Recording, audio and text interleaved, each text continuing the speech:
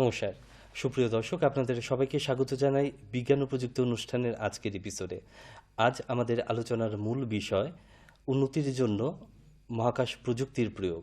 আর এই বিষয়ে আলোচনা করতে আজকে আমাদের সঙ্গে টিডি ত্রিপুরা স্টুডিওতে উপস্থিত রয়েছেন রাজ্য বিজ্ঞান প্রযুক্তি ও পরিবেশের দপ্তরের যুগ্ম অধিকর্তা শ্রী বাবুল চক্রবর্তী মহাশয়। আপনাকে স্বাগত জানাই। আলোচনায় আমরা যাব, তবে তার আগে আমরা মহাকাশ প্রযুক্তি সম্পর্কে আপনার কাছ থেকে খানিকটা জানতে চাইছি।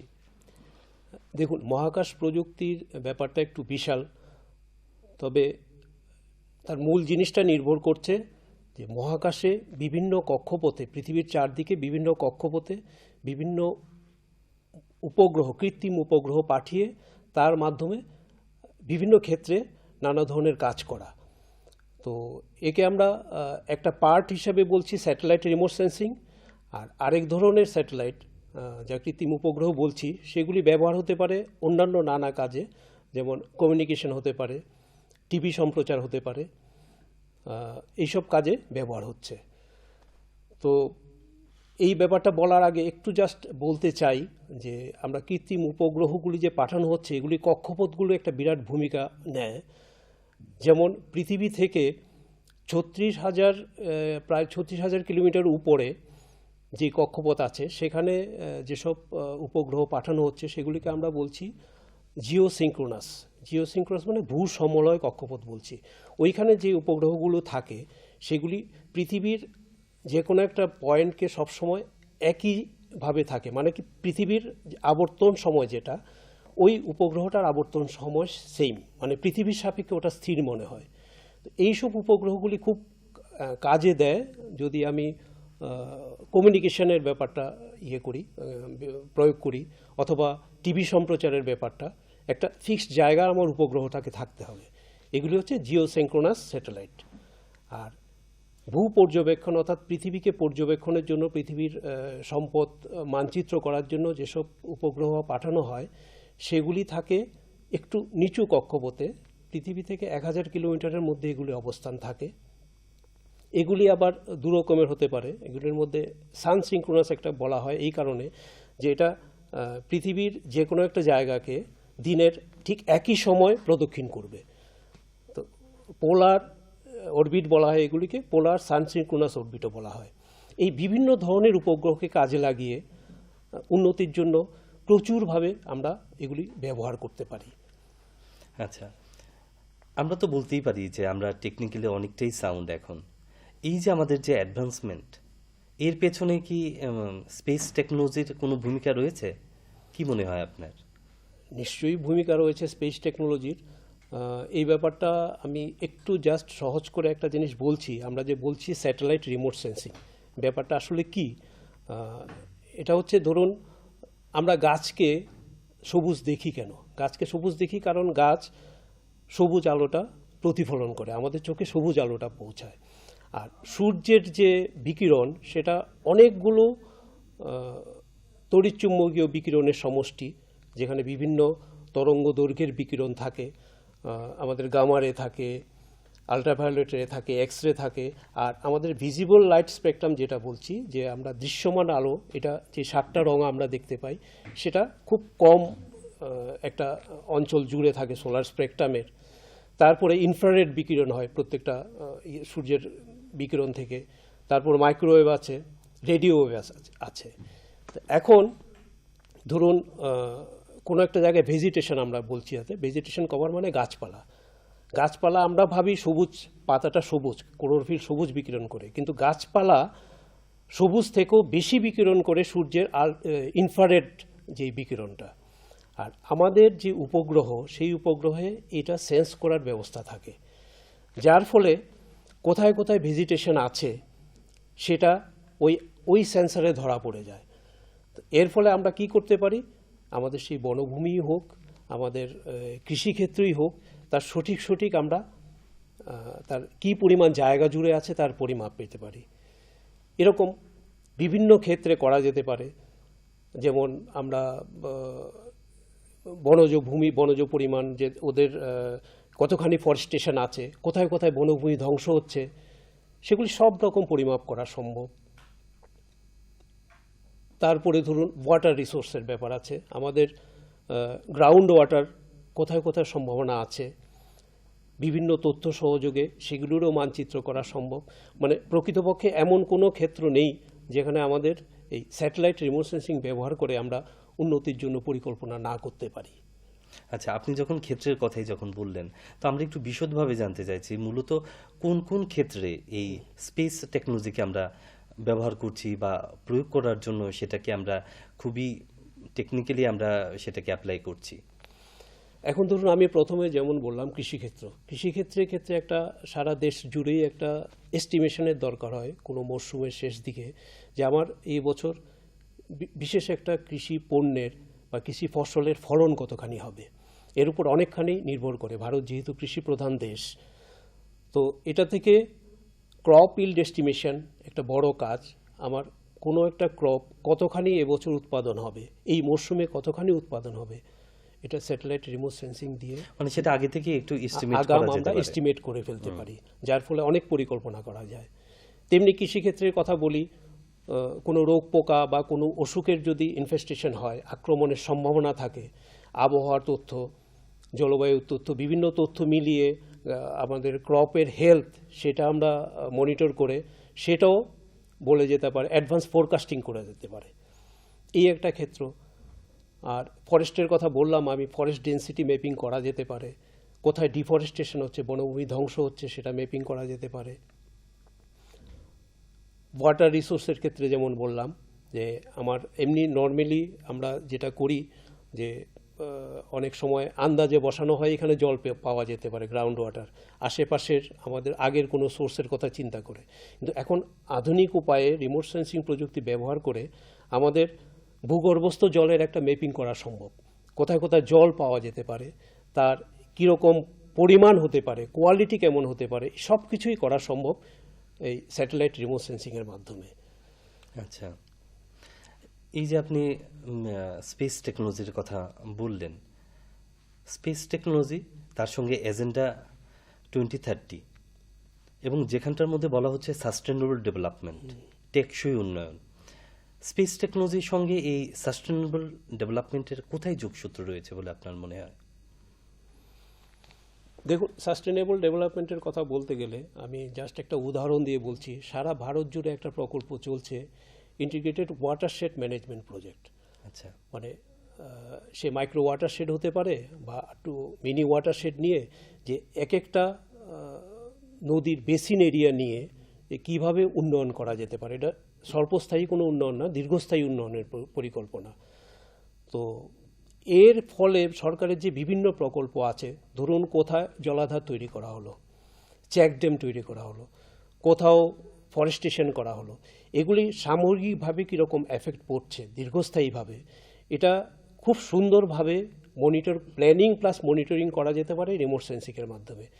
যেমন ধরুন আমি প্রথম বছর কোথাও জলাধার তৈরি করলাম, যার ফলে আমার এখানে জল ধারণ ক্ষমতা বাড়লো মাটির, এবং এর 2-3 বছর পরে আমি সেম জায়গার যে স্যাটেলাইটের সাহায্যে ছবি নিলাম, দেখলাম এখানে আমার ওয়েস্টল্যান্ড বা পতিত জমি যেগুলি ছিল সেটার পার্সেন্টেজ কমে আসছে ধীরে ধীরে, আমার ভেজিটেশন বাড়ছে, কৃষিক্ষেত্র বাড়ছে। এই যে স্টাডিটা, এটাকে বলা হয় চেঞ্জ ডিটেকশন অ্যানালিসিস। মানে একই জায়গার আমি প্রত্যেক বছর একই সময়ের আমি ছবি নিলাম। এই যে সরকারি প্রকল্পগুলির রূপায়ণ হচ্ছে, এর ফলে পুরো যে আমাদের যে ওয়াটারশেডটা, এই অঞ্চলের কি উন্নয়ন হচ্ছে, এই উন্নয়নটা দীর্ঘস্থায়ী উন্নয়ন, পরিবেশের উন্নয়ন হচ্ছে, এইভাবে এটা পুরো মনিটর করা সম্ভব। কোথায় যদি কোনো খামতি থাকে, কোথায় দেখা যায় হচ্ছে না, সেইভাবে সেই পরিকল্পনাটাকে আমি আবার চেঞ্জ করে নিতে পারছি। তো সাস্টেনেবল ডেভেলপমেন্টের ক্ষেত্রে এই জিনিসগুলো খুব মানে আমাদের উপকারে আসে। আচ্ছা, এই তো ধরুন আপনি বিভিন্ন দিকের কথা আপনি বললেন যে এই বিশেষ ক্ষেত্রগুলিতে আমরা স্পেস টেকনোলজি আমরা ব্যবহার করতে পারি বা প্রয়োগ করতে পারি। আমরা যদি আমাদের ডেইলি লাইফের কথা যদি বলি, ডে টু ডে লাইফে আমরা কিভাবে এই স্পেস টেকনোলজিটাকে অ্যাপ্লাই করতে পারি? দেখুন, আমি যদি স্বাস্থ্যক্ষেত্রের কথা ধরি, স্বাস্থ্যক্ষেত্রে আমি আগেই বলেছি কিছু কমিউনিকেশন স্যাটেলাইটস আছে। স্বাস্থ্যক্ষেত্রে টেলিমেডিসিন একটা বিরাট ভূমিকা নিতে পারে। আমাদের প্রত্যন্ত অঞ্চলে যেসব স্বাস্থ্যকেন্দ্র আছে বা উপস্বাস্থ্যকেন্দ্র আছে সেখানে হয়তো ঠিকমতো পরিষেবা পৌঁছানো সম্ভব হয় না, যেটা আমাদের মেট্রো সিটিসে যেরকম থাকে। তো এই ক্ষেত্রে টেলিমেডিসিন একটা বিরাট ভূমিকা নিতে পারে এবং নিচ্ছে, যে আমি কমিউনিকেশন প্রযুক্তির মাধ্যমে ওই সব স্বাস্থ্যকেন্দ্রে থেকে যে কোনো রোগী পৃথিবীর যে কোনো প্রান্তের, ভারতবর্ষের যে কোনো বড় হাসপাতালে ডাক্তারের সঙ্গে তার রোগ নিয়ে কথা বলতে পারে, চিকিৎসা পাওয়ার সুবিধা পেতে পারে। তো এটা বলবো আমি সাধারণ জনগণের জন্য স্যাটেলাইট প্রযুক্তির একটা বিরাট অবদান, যে টেলিমেডিসিন ব্যবস্থাটা। তেমনি শিক্ষাক্ষেত্রে যদি বলি, টেলি এডুকেশন ব্যাপার আসছে, যে এডুসেটের মাধ্যমে প্রত্যন্ত অঞ্চলের শিক্ষার্থীরা যাদের ঠিকমতো বই বা অন্যান্য শিক্ষা সহায়ক সামগ্রী পাচ্ছে না, সেই সব জায়গায় শিক্ষার সুবিধা প্রি প্ল্যানভাবে কোর্স মডিউল হিসাবে শিক্ষার সুবিধা পৌঁছে দেওয়া যাচ্ছে। টেলি এডুকেশন, টেলিমেডিসিন, এগুলি বিরাট অবদান আমাদের এই স্যাটেলাইট প্রযুক্তির সাধারণ মানুষের জন্য। আচ্ছা, তো এই যে স্পেস টেকনোলজির কথা আপনি যে বলছেন এতক্ষণ ধরে, মানে সেটা শুরুয়াতটা কোথায়? মানে সেটা কি এই দশকেই শুরু হয়েছে, নাকি বিগত দশকগুলো থেকেই সেটার উপরে কাজ চলছিল? দেখুন, ভারতবর্ষের প্রথম এই মহাকাশে পা রাখে ভারতবর্ষ 1975 সালে। আপনারা জানেন আর্যভট্ট নামক একটি উপগ্রহকে মহাকাশে পাঠানো হয়েছিল। তারপর থেকে ধীরে ধীরে আমাদের যে ডিপার্টমেন্ট অফ স্পেস ভারত সরকারের এবং ইন্ডিয়ান স্পেস রিসার্চ অর্গানাইজেশন, সেখানে বিজ্ঞানীরা নিরন্তর গবেষণা চালিয়ে গেছেন এবং এখন পর্যন্ত প্রায় 130-এরও বেশি উপগ্রহ এই ধরনের আমরা মহাকাশে স্থাপন করেছি। এগুলি হচ্ছে নিজস্ব উপগ্রহ। এর 3 গুণ উপগ্রহ অন্য দেশের উপগ্রহ বয়ে নিয়ে আমরা মহাকাশে স্থাপন করেছি। শুধু উপগ্রহ প্রযুক্তিই নয়, উপগ্রহ উৎক্ষেপণের যে প্রযুক্তি, আগে আমাদের বিদেশের উপর ডিপেন্ড করতে হতো এই উপগ্রহগুলি মহাকাশে স্থাপন করার জন্য। এখন ভারতবর্ষের এই স্যাটেলাইট লঞ্চ ভেহিকেল এত উন্নত হয়েছে যে বাইরের দেশগুলো ভারতবর্ষের উপর ডিপেন্ড করছে ওদের দেশের স্যাটেলাইট মহাকাশে স্থাপন করার জন্য। যেমন এই বছরই 28শে ফেব্রুয়ারি PSLV polar satellite launch vehicle C-51 নামে একটি সফল মিশন আমাদের ইসরো করেছে, যেটাতে ব্রাজিলের একটা 635 কিলোগ্রাম ওজনের উপগ্রহ আকাশে পাঠানো হয়েছে। তাছাড়াও আরও 18টি অন্য উপগ্রহ, যাদের মধ্যে আমেরিকার উপগ্রহ ছিল। তো আমাদের যেই এখন সারা ভারত জুড়ে যে আমাদের আজাদির বা স্বাধীনতার 75তম বার্ষিকী আমরা অমৃত মহোৎসব হিসেবে পালন করছি, আমার মনে হয় স্বাধীনতার পরে ভারতবর্ষের সবচেয়ে মানে একটা উল্লেখযোগ্য অবদান অন্যগুলির মধ্যে এই মহাকাশ ক্ষেত্রে, যে আমরা মহাকাশ ক্ষেত্রে অগ্রণী প্রথম সারির দেশগুলো আমেরিকা, রাশিয়া, ফ্রান্স, এদের সঙ্গে এক সারিতে ভারতের নামও উচ্চারিত হয় এখন মহাকাশ প্রযুক্তি ক্ষেত্রে। এটা মনে হয় আমাদের স্বাধীনতার পরে সবচেয়ে বড় উন্নতির জায়গা, এটা গর্ব করার জায়গা এটা আমাদের। নিশ্চয়ই। আচ্ছা, আমরা যদি বলি future aspects on space technology, এই প্রসঙ্গে আপনি কি বলবেন? এই প্রসঙ্গে যেটা বলছি, মহাকাশ প্রযুক্তির ক্ষেত্রে স্যাটেলাইট রিমোট সেন্সিংয়ের ক্ষেত্রে চ্যালেঞ্জিং জিনিসটা হচ্ছে রেজলিউশন, যেটা হচ্ছে আমরা ক্যামেরার ক্ষেত্রে আমরা রেজলিউশন বলি মেগাপিক্সেল বা মোবাইলের ক্যামেরায়। তো এখানের রেজলিউশন বলতে 3 রকমের রেজলিউশন আছে। একটা স্পেশাল রেজলিউশন, মানে যেটা হচ্ছে আমি ভূপৃষ্ঠের কত ছোট অংশকে আমি ক্লিয়ার করে দেখতে পাচ্ছি, স্যাটেলাইট আমার উপগ্রহ দেখতে পাচ্ছে।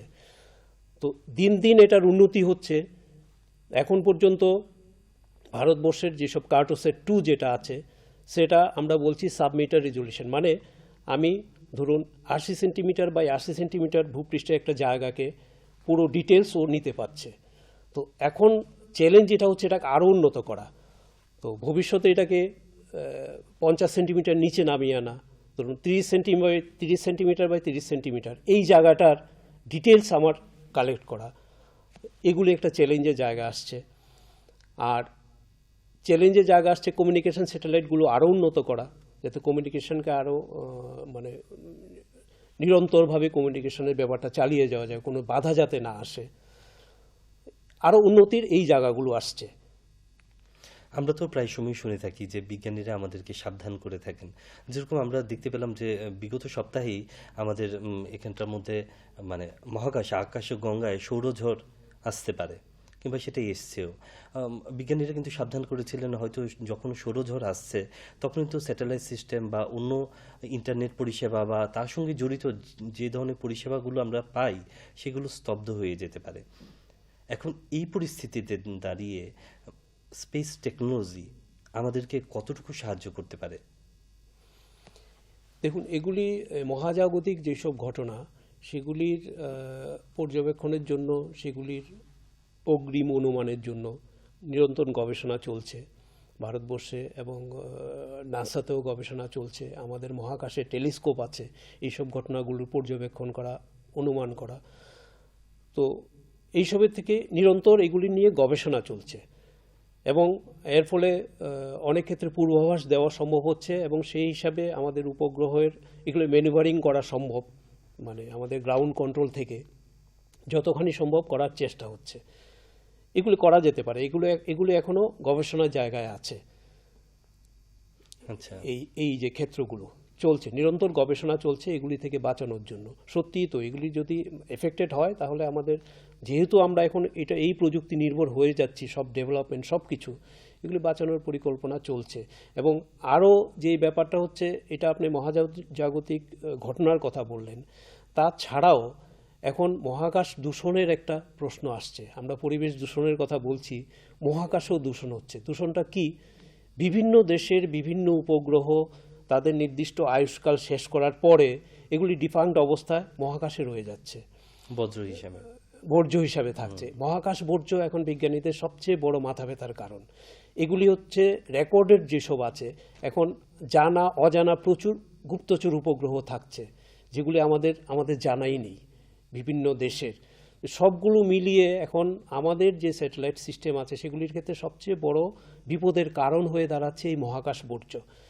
এখন এটার জন্যই বিভিন্ন প্রযুক্তি উদ্ভাবন করা হচ্ছে, অবজারভেশন করা হচ্ছে যে এগুলি কি করে করা যায়।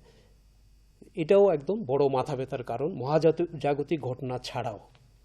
আচ্ছা, এটা মানুষেরই সৃষ্ট একটা বিপদ তৈরি হচ্ছে মহাকাশে।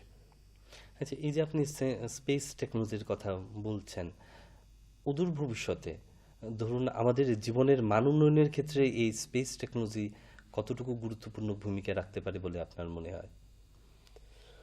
আমাদের জীবনের প্রায় প্রত্যেক ক্ষেত্রে দেখুন, আমরা এখন IT revolution age, information technology revolution age. তো এই যে ইনফরমেশন কমিউনিকেশন টেকনোলজি, আইসিটি যেটা হচ্ছে, এটা পুরোটাই এখন হচ্ছে স্যাটেলাইট নির্ভর। নিরবিচ্ছিন্ন পরিষেবা পাওয়ার জন্য এই স্যাটেলাইট পরিষেবা, আমরা টিভি দেখছি, প্রত্যেকটা টিভি সম্প্রচার এখন স্যাটেলাইট নির্ভর। কাজেই টিভির যে শব্দ, টিভির ছবি, এগুলি যে কোয়ালিটি, ডেফিনেটলি এগুলি আগের থেকে অনেক বেশি ভালো হচ্ছে।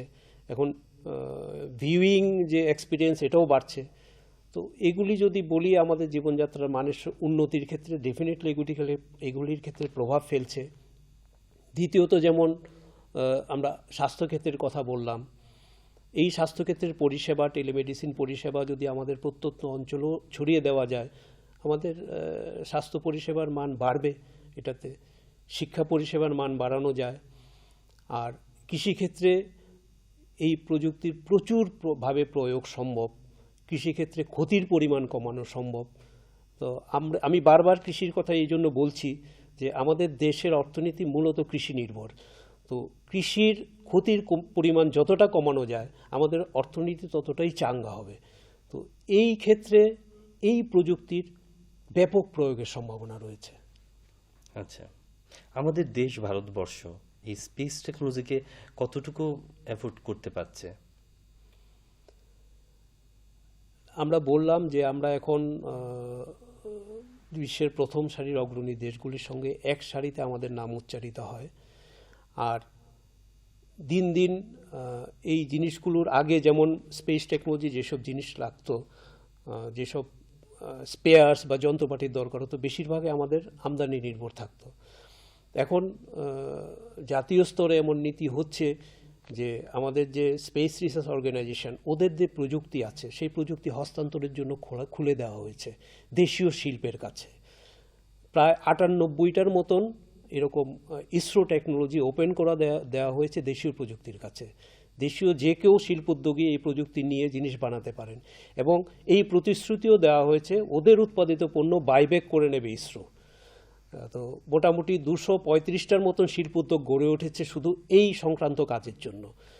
তো এগুলি নিশ্চয়ই আমাদের দেশের অর্থনৈতিক উন্নয়নের জন্য একটি বড় পদক্ষেপ। এগুলি চলছে। তারপরে চলছে আমাদের তরুণ প্রজন্ম, তরুণ গবেষক, ছাত্রছাত্রী, ওদেরকে আকৃষ্ট করার জন্য ভারতবর্ষের 6টি অঞ্চলে স্পেস টেকনোলজি ইনোভেশন সেন্টার গড়ে তোলা হয়েছে। এবং আপনি জানলে খুশি হবেন যে ত্রিপুরাও এরকম একটা ইনোভেশন সেন্টার, স্পেস টেকনোলজি এসটিক যাকে বলছি, গড়ে তোলা হয়েছে এনআইটি আগরতলায়। যে এই কাজকর্মের ফলে আমাদের যে তরুণ প্রজন্ম, ওরাও আস্তে আস্তে এই প্রযুক্তির দিকে আসবে। আর যত দেশীয় প্রযুক্তি ব্যবহার হবে, নিশ্চিতভাবে অ্যাফোর্ডেবল জায়গায় পৌঁছবে এই টেকনোলজির ব্যাপারটা। আচ্ছা, স্পেস টেকনোলজি নিয়ে আসলে যদি কেউ কেরিয়ার হিসেবে গড়ে নিতে চায়, তাহলে তাকে কি কি করতে হবে? দেখুন, এই দেশের বিভিন্ন ইউনিভার্সিটিতে পোস্ট গ্রাজুয়েশন বা ডক্টরাল পর্যায়ে, মাস্টার্স পর্যায়ে স্পেস টেকনোলজির উপরে প্রশিক্ষণ দেওয়া হয়। আর স্পেস টেকনোলজির সঙ্গে অঙ্গাঙ্গিভাবে যেই প্রযুক্তিটা জড়িত সেটা হচ্ছে জিওগ্রাফিক্যাল ইনফরমেশন সিস্টেম বা জিআইএস টেকনোলজি। তো এগুলির উপরে বিভিন্ন ইউনিভার্সিটিতে কোর্স রয়েছে। তারপর ডিপার্টমেন্ট অফ স্পেসের আন্ডারে Indian institute of remote sensing, ওরা ট্রেনিংয়ের ব্যবস্থা করে। আমাদের যে north eastern space application centre আছে, ওরাও বিভিন্ন সময়ে শিক্ষামূলক প্রোগ্রামের ব্যবস্থা করে। তো আমার মনে হয় কেউ যদি এটাকে কেরিয়ার করতে চায়, বিভিন্ন জায়গায় এর সুবিধা রয়েছে এই হিসাবে কোর্সের। মানে সেটা কি মাধ্যমিকের পর থেকেই নাকি এটা উচ্চ মাধ্যমিকের পর? এটা গ্রাজুয়েশনের পর থেকে এই জিনিসটা জেনে মাস্টার্স লেভেলে বিভিন্ন জায়গায় স্কোপ আছে। বিএসসি লেভেলও, গ্রাজুয়েশন লেভেলও, আন্ডার গ্রাজুয়েট লেভেলও হচ্ছে। আচ্ছা, তাহলে বলছেন যে উচ্চ মাধ্যমিকে সেই পদার্থবিজ্ঞান, রসায়ন, ম্যাথস নিয়ে পড়াশোনা করতে হবে, তারপরে গ্রাজুয়েশন করে তারপরে সেটার জন্য অ্যাপ্লাই করতে হবে। হ্যাঁ, উচ্চ মাধ্যমিকে সায়েন্স নিয়ে জিওগ্রাফিও থাকতে পারে, ওদের ম্যাথমেটিক্যাল সায়েন্স সব নিয়ে পড়াশোনা করতে পারে। যথেষ্ট সুযোগ রয়েছে আমাদের এই দিকে কেরিয়ার করার। আচ্ছা, এই যে স্পেস টেকনোলজির কথা আমরা এতক্ষণ ধরে আলোচনা করছি, তার কি কোনো ড্রব্যাকস রয়েছে? মানে ড্রব্যাকস বলতে ধরুন, এই যে মহাকাশের মধ্যে আমরা যে ধরনের বিষয়গুলো আমাদের সামনে চলে আসছে, হ্যাঁ, তার কি কোনো নেগেটিভ এফেক্ট বা প্রভাব মানুষের মধ্যে? না, এমনি নেগেটিভ ড্রব্যাকস বলতে আমি যেটা বললাম যে আমাদের যে মহাকাশ বর্জ্য যেটা বললাম, যে বর্জ্যের ব্যাপারটা, এটা একটা বিরাট মাথা ব্যথার কারণ আমাদের।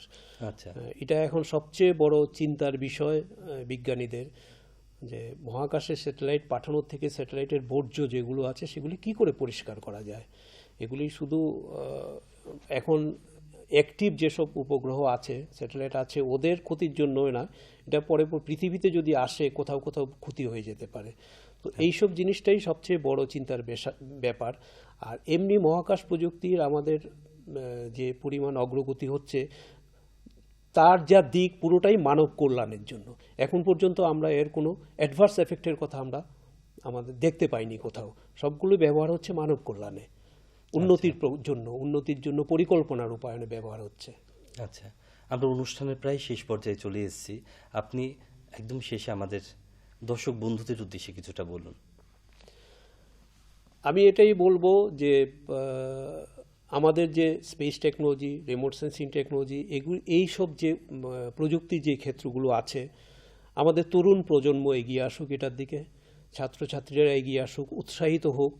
আমরা চাই আমরা অন্য দেশের মুখাপেক্ষী না থেকে আমাদের দেশীয় প্রযুক্তি এখানে তৈরি হোক, যাতে আমরা আরও কম খরচে সাধারণ মানুষের কাছে এইসব প্রযুক্তির সুবিধা পৌঁছে দিতে পারি।